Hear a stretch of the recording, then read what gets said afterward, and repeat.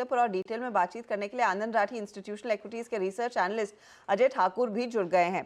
Ajay, good afternoon. तो पहले जो अच्छी खबर है उसी के साथ शुरुआत करते हैं, जो अपडेट मैरिको और डाबर ने दिया है, और जहां पर दोनों कह रहे हैं कि एक तो मार्जिन्स पहले आगे इंप्रूव होने के आसार साफ दिख रहे हैं, और रूरल डिमांड जो पिछले तिमाही तक नदारद थी उसकी वापसी हो रही है।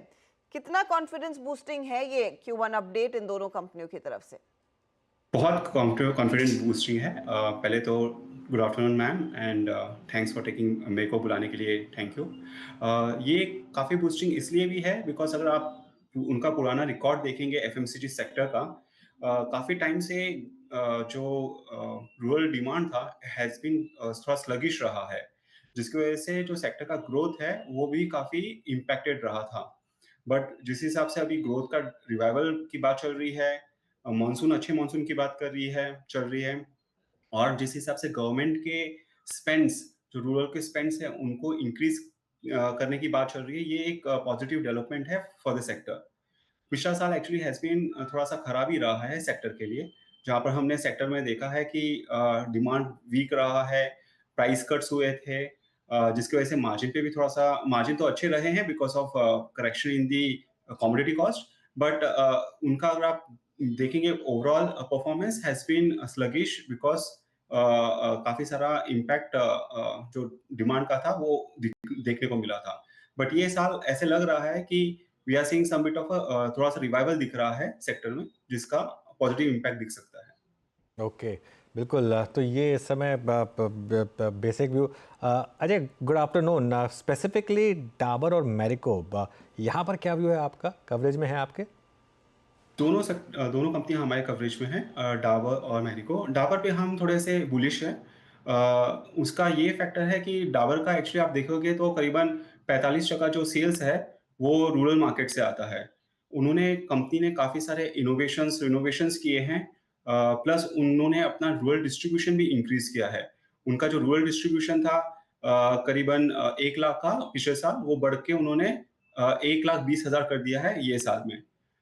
उसके अलावा भी उन्होंने अपना जो रूरल सेल्स फोर्स है, रूरल योद्धास, वो भी इंक्रीज किया है करीबन 10-12 हज़ार के इसमें लोगों के हिसाब से।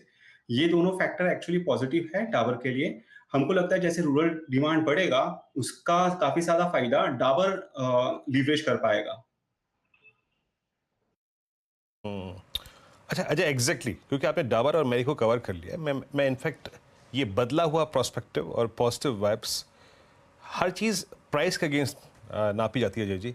जैसे अगर आप इंडेक्स को देखें, index itself I think last year इसी वक्त, मैं ईयर टू डेट की बात कर रहा हूँ, इंडेक्स था 51,000 पे, आज 58,421 पे इंडेक्स चला।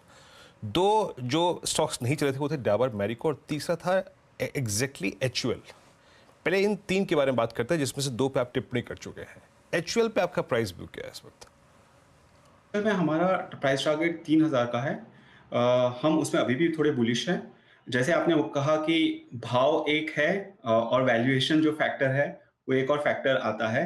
तो अगर आप देखोगे HUL का वैल्यूएशन अभी भी काफी सकारात्मक है, उसमें अभी भी अपसाइड हमें दिखता है वैल्यूएशन वाइज।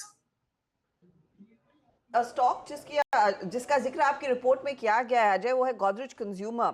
और अगर आप वायदे बाजार के लिहाज से देखें तो आज डाबर, मैरिको और उसके बाद तीसरा जो सबसे तेजी दिखा रहा है वो गोदरेज कंज्यूमर है। इस कंपनी के लिए क्या फेवर में जाता हुआ दिखाई दे रहा है, क्योंकि ये भी एक थोड़ा बहुत लैगर्ड रहा है?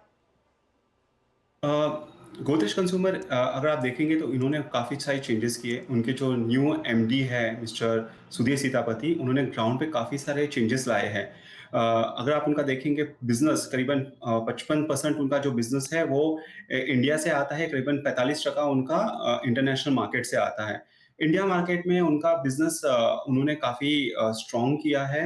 जहाँ पर भी उनको अपना डिस्ट्रीब्यूशन इंक्रीज करना है, न्यू प्रोडक्ट लॉन्चेस लाने हैं, वो उन्होंने किए हैं, जिसका फायदा उनको उसका मिल रहा है। इंटरनेशनल मार्केट में उन्होंने अपने जहाँ पे बिजनेस का परफॉर्मेंस अच्छा नहीं रहा, वहां पर उन्होंने चेंजेस लाए हैं। इंडोनेशिया में उन्होंने फॉर्मुलेशन इंप्रूव किया है, न्यू प्रोडक्ट लॉन्चेस किए हैं, जिसका बेनिफिट उनको उस मार्केट में मिल रहा है। इंडोनेशिया का बिजनेस जो पिछले 2-3 साल पहले थोड़ा वीक रहा था, वो अगर आप देखोगे पिछले ऑलमोस्ट 6-7 महीने 1 साल से काफ़ी बेटर इम्प्रूव हुआ है।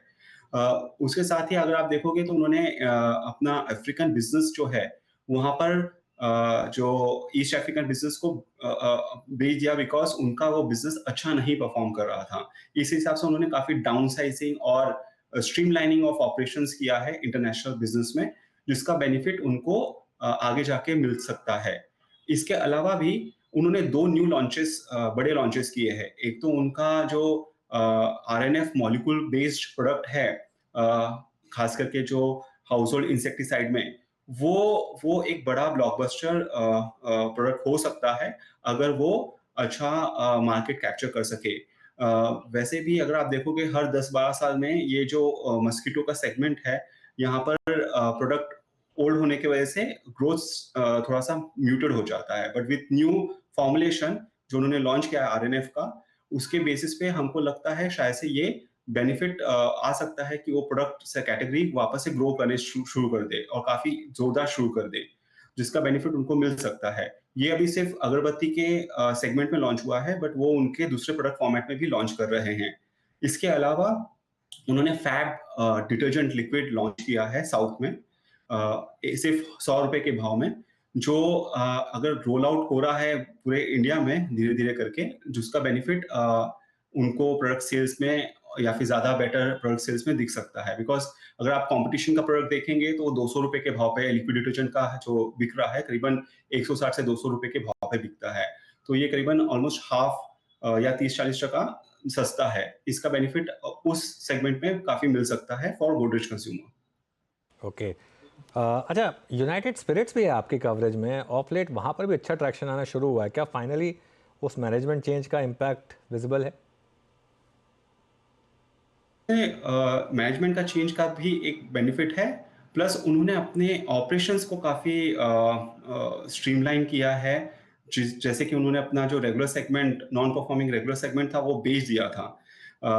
तो वो बेचने के बाद से हमने देखा है कि उनके मार्जिन ट्रैक्शन काफ़ी बेटर हो चुके हैं, काफ़ी इम्प्रूवमेंट आ रहा है उस सेगमेंट में।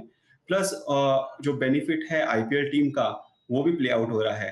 अगर आपने लास्ट ईयर उनका देखा था तो आईपीएल टीम का करीबन 250 करोड़ का टॉप लाइन में उनका काफी ऑलमोस्ट 60% काइंड ऑफ मार्जिन रहा, तो वो एक पॉजिटिव सरप्राइज था जो ये साल और अगले 3-4 साल कंटिन्यू करेगा, जब तक कि जब तक कि हमें एक और रिवीजन नहीं मिल जाता है आईपीएल के कॉन्ट्रैक्ट्स में।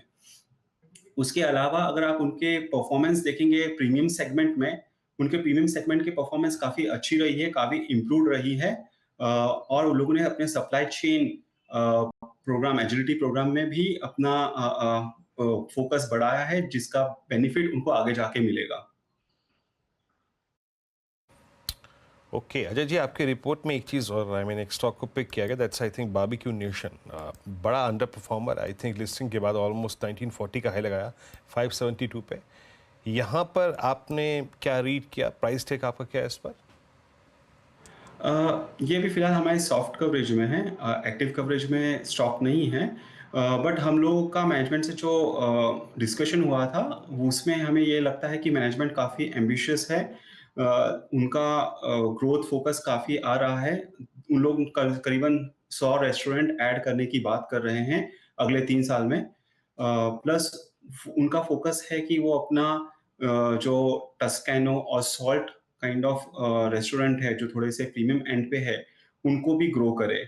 तो ये जो ग्रोथ फोकस है उनका बारबेक्यू नेशन का, वो बेनिफिट उनको मिलेगा आगे जाके। Considering post elections in stocks में अच्छा खासा बीच में रन आया था, इस उम्मीद में कि वो सोशल स्पेंडिंग बढ़ती हुई दिखाई देगी तो लोगों के हाथ में और पैसा आएगा और खपत और कंजम्पशन जोर पकड़ेगी।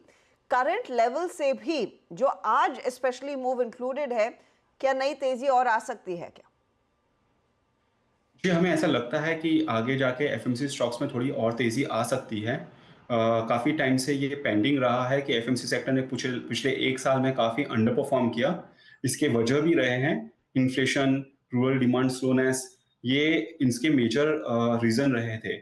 आगे जाके हमें ऐसा लगता है कि विद गवर्नमेंट का फोकस, एक अच्छा मॉनसून और रूरल डिमांड का जो टर्न अराउंड हो रहा है, इस वजह से हमें लगता है सेक्टर का परफॉर्मेंस ज़्यादा बेटर होगा, जिसके बेनिफिट एफएमसीजी सेक्टर में डेफिनेटली दिखेंगे।